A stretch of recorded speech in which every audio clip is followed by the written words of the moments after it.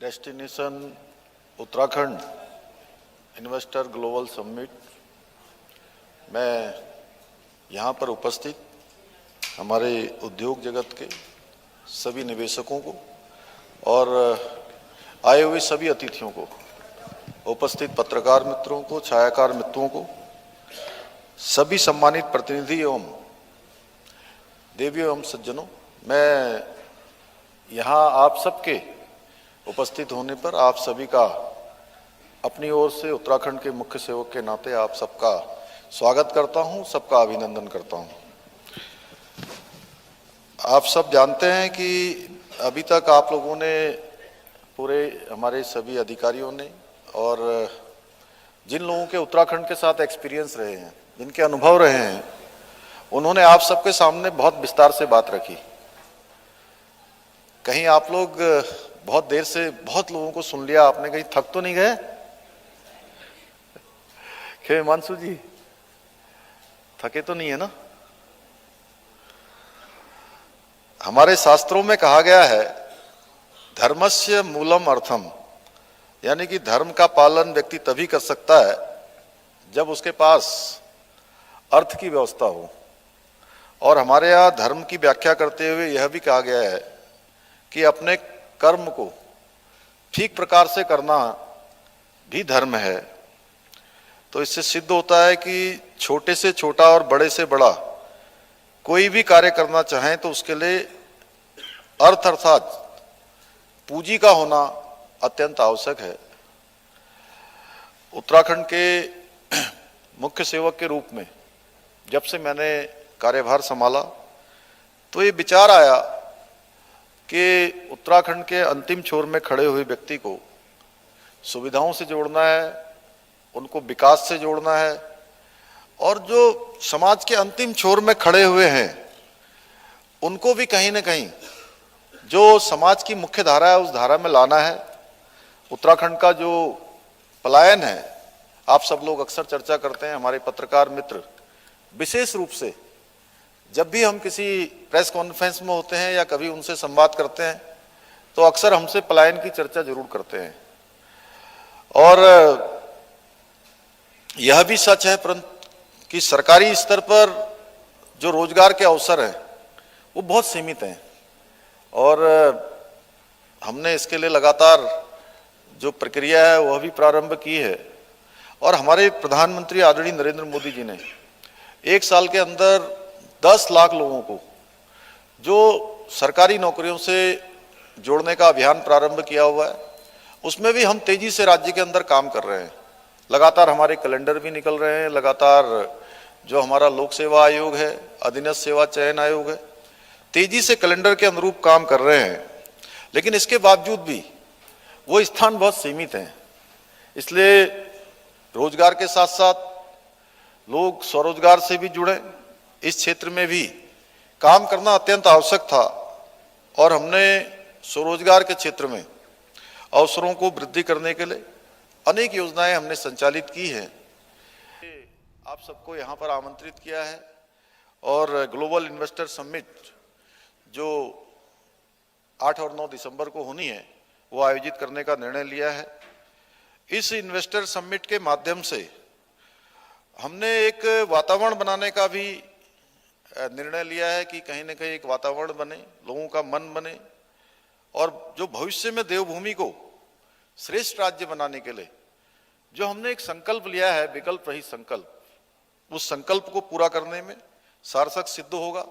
और इसी उद्देश्य की पूर्ति के लिए आप सबको जानकारी होगी, पिछले दिनों हमने इंग्लैंड का भी हमारे प्रतिनिधि मंडल ने दौरा किया था। वहां पर 2 रोड शो भी आयोजित हुए थे, लंदन और बर्मिंघम में, और वहां पर 400 से भी अधिक उद्योग जगत के विभिन्न प्रतिनिधियों से, निवेशकों से हमारा संवाद हुआ था। और लगभग 12,500 करोड़ का तत्काल वहां पर निवेश के करार हुए थे। और सब मिला के अगर मैं बात करूं तो और भी हमको प्रस्ताव मिले जो 20,000 करोड़ से भी अधिक होंगे। और निश्चित रूप से इन निवेश के प्राप्त होने से, करार होने से हम कहीं ना कहीं यह बात भी सबके सामने कहते हुए मुझे खुशी हो रही है कि उत्तराखंड के अंदर उद्यमी निवेश करने के लिए आना चाहते हैं, उद्योग स्थापित करना चाहते हैं, निवेश करना चाहते हैं। और आप सभी जानते हैं कि उत्तराखंड हिमालय की गोद में बसा हुआ राज्य है, देवभूमि के नाम से पूरी दुनिया के अंदर प्रसिद्ध है। और ये भूमि जहाँ चारों धामों से आच्छादित है, चार धाम है, बाबा केदारनाथ जी, बाबा बद्री विशाल, गंगोत्री, यमुनोत्री और अनेकों पवित्र नदियाँ, जागेश्वर धाम, चाहे गंगा जी हो, गंगा जी, यमुना जी, शारदा मैया, अनेकों नदियों का ये उद्गम स्थल है। हरिद्वार और ऋषिकेश, ये हमारा योग का, आयुर्वेद का, आयुष का और अध्यात्म का एक तरह से विश्व की अगर राजधानी के रूप में भी आज कहीं ना कहीं इसको मान्यता प्राप्त है। पूरे देश विदेशों के लोग यहाँ आते हैं, एक हब के रूप में है। और विश्व स्तर का पर्यटन स्थल होने के साथ साथ उत्तराखंड राज्य खाद्य प्रसंस्करण, ऑटो कंपोनेंट, विनिर्माण, शिक्षा एवं स्वास्थ्य जैसे अनेकों क्षेत्रों में निवेश हेतु आज संपूर्ण जगत में एक पसंदीदा पर्यटन स्थल भी है, पसंदीदा स्थल भी है। और हमने राज्य के अंदर कुछ चीज़ों को सरल करने के लिए, चीज़ें सरल हों, लोगों को आसानी से पहुँच हो, उसके लिए सरलीकरण, समाधान और निस्तारण और संतुष्टि के मूल सिद्धांत को अपनाकर ईज ऑफ डूइंग के क्षेत्र में अभूतपूर्व रूप से प्रगति की है। इस क्षेत्र में हमने अनेकों कामों को आगे बढ़ाया है। राज्य में काम करने के लिए लाइसेंस आदि के अनुमोदन के लिए सिंगल विंडो सिस्टम की व्यवस्था में बहुत सुधार किया है और मैं मानता हूं अभी भी और सुधार की आवश्यकता है। उसको हम आप सबसे जो भी सुझाव प्राप्त होते हैं, उन सुझावों के आधार पर लगातार हम उन पर काम कर रहे हैं। लगातार जो प्रगति हो सकती है उस प्रगति की ओर आगे बढ़ रहे हैं। और व्यवसाय की स्थापना और संचालन के लिए भी आवश्यक जितनी भी स्वीकृतियां हैं, वन स्टॉप शॉप व्यवस्था भी हमने प्रारंभ की है।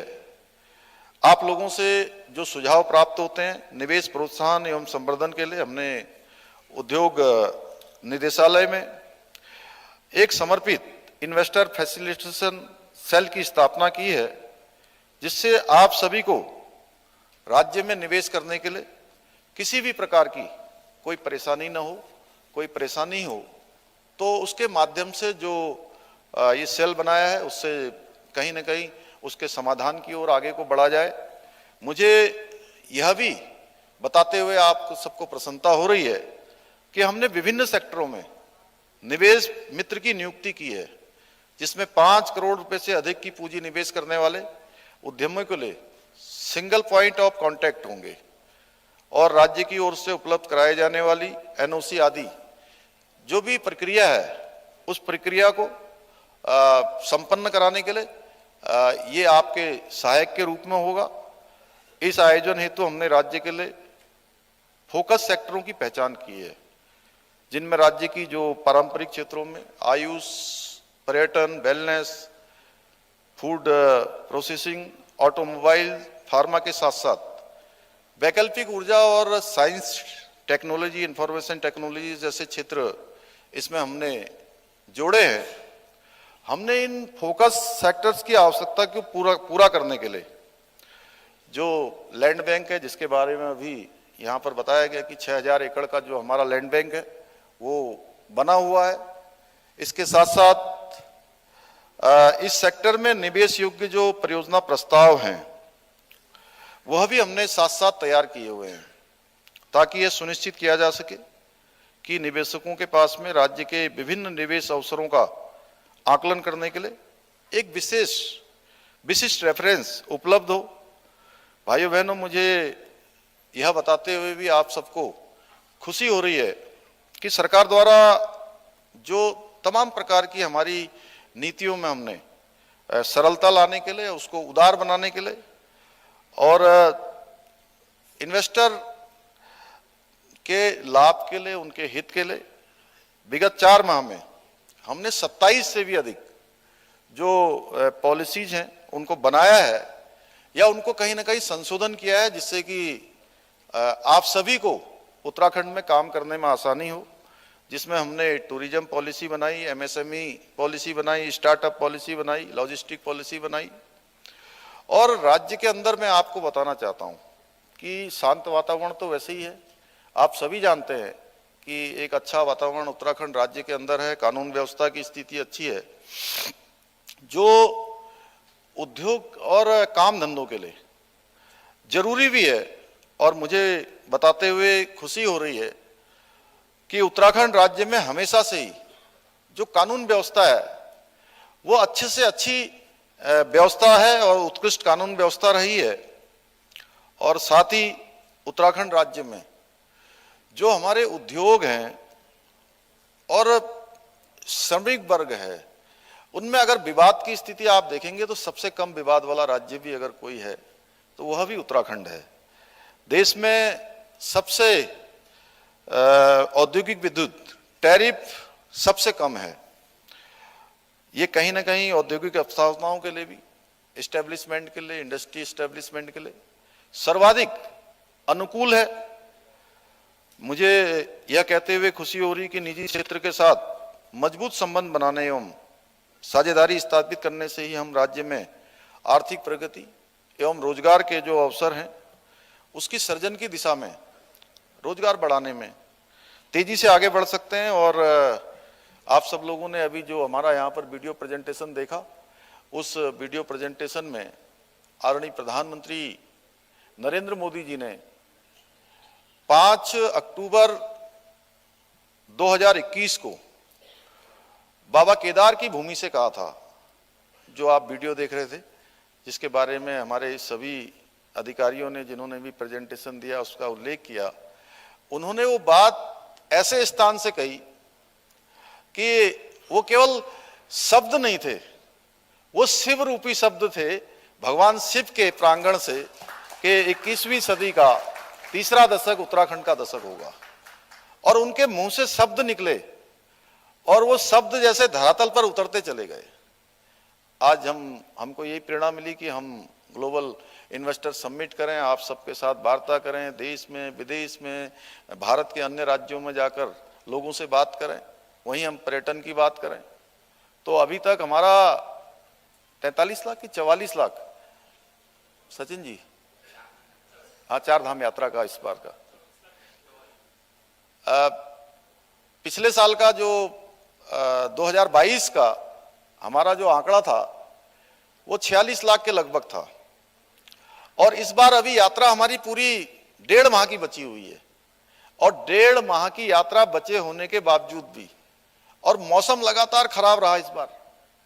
शुरू में 25 अप्रैल को बाबा केदार के कपाट खुले, 27 अप्रैल को बाबा बद्री विशाल के कपाट खुले, 22 तारीख को यमुनोत्री गंगोत्री के खुले। उसके बाद अप्रैल माह में, मई माह में लगातार बर्फबारी होती रही। और बीच में आप सबको पता है कि इस बार बरसात बहुत ज्यादा हुई और उसके कारण से भी यात्रा बीच बीच में हमको रोकनी भी पड़ी।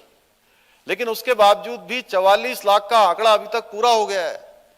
ये मानिए कि 50 लाख तीर्थयात्री इस बार में बहुत आसानी से 50 लाख का ये आंकड़ा पार हो जाएगा।